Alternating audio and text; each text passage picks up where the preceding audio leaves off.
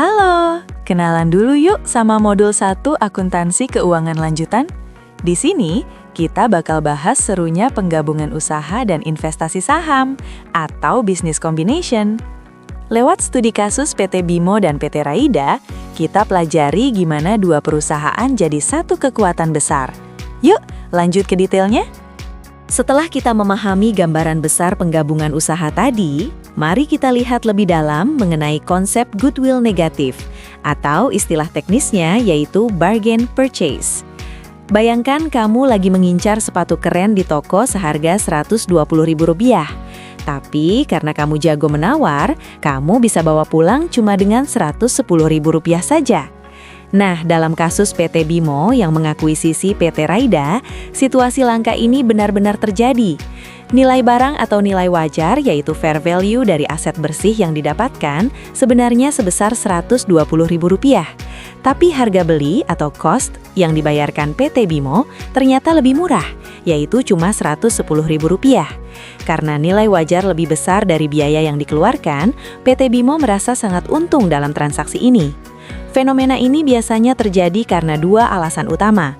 Mungkin penjualnya sedang butuh likuiditas atau uang cepat dalam waktu singkat, atau bisa jadi tim pembeli punya kemampuan negosiasi yang sangat baik. Secara akuntansi, selisih diskon yang didapat PT Bimo tadi tidak boleh disembunyikan, melainkan harus langsung diakui sebagai keuntungan, yaitu gain, pada laporan laba rugi tepat di hari pertama pembelian itu dilakukan. Jadi, PT Bimo mengawali langkahnya dengan posisi yang sangat menguntungkan. Selanjutnya, kita akan membahas bagaimana pencatatan teknisnya untuk mendapatkan gambaran yang lebih lengkap. Setelah kita memahami konsep dasar mengenai keuntungan dari pembelian murah, mari kita lihat lebih dalam mengenai studi kasus nyata antara PT Bimo dan PT Raida ini untuk mendapatkan gambaran yang lebih lengkap. Bayangkan, kamu sedang berbelanja dan menemukan barang mewah yang seharusnya seharga Rp120.000, tapi kamu berhasil membelinya hanya dengan Rp110.000 saja. Nah, itulah yang dilakukan PT Bimo saat memutuskan untuk membeli 25% saham PT Raida. Dalam analisis perhitungan ini, kita bisa melihat bahwa uang tunai yang dikeluarkan atau cost oleh PT Bimo adalah sebesar Rp110.000. Namun, ketika kita mengintip nilai aset bersih atau fair value dari PT Raida secara keseluruhan, totalnya mencapai Rp480.000.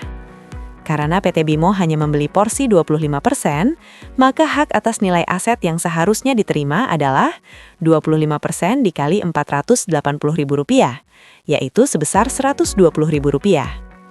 Disinilah letak keajaiban akuntansinya. Karena PT Bimo mendapatkan aset senilai Rp120.000 dengan hanya membayar Rp110.000, sehingga muncul kesimpulan akhir berupa keuntungan instan. Selisih sebesar Rp10.000 inilah yang kita sebut sebagai goodwill negatif, atau istilah teknisnya yaitu gain on bargain purchase. Angka Rp10.000 ini adalah kabar baik bagi perusahaan karena mencerminkan efisiensi dalam akuisisi.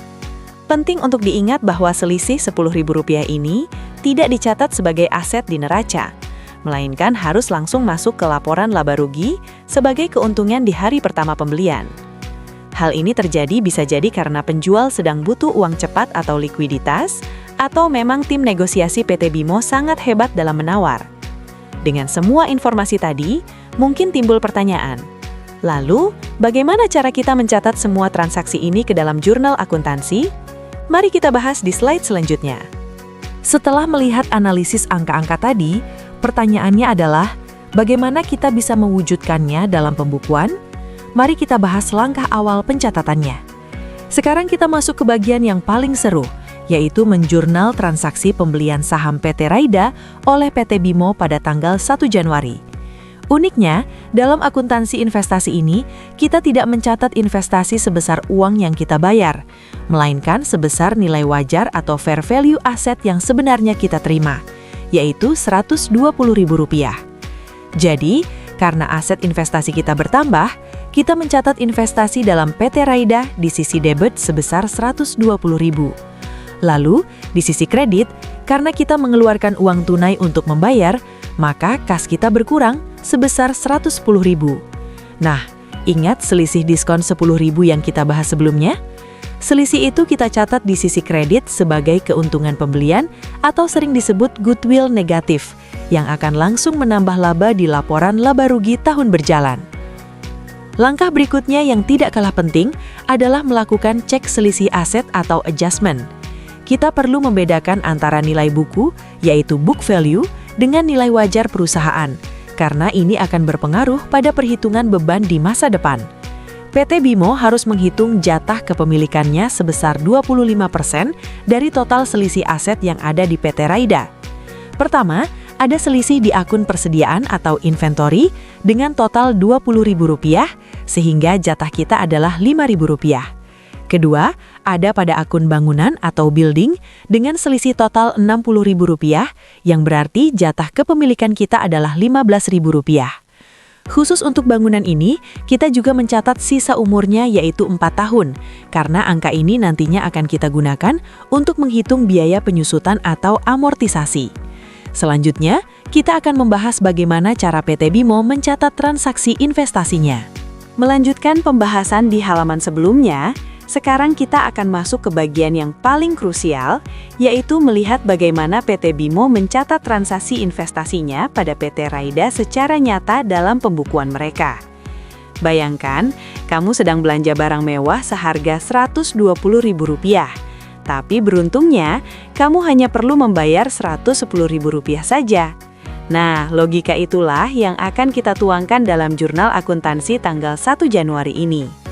Karena kita mendapatkan hak kepemilikan, maka aset kita berupa investasi pada PT Raida atau investment in PT Raida akan bertambah di sisi debit sebesar nilai wajar atau fair value yang kita peroleh, yaitu Rp120.000.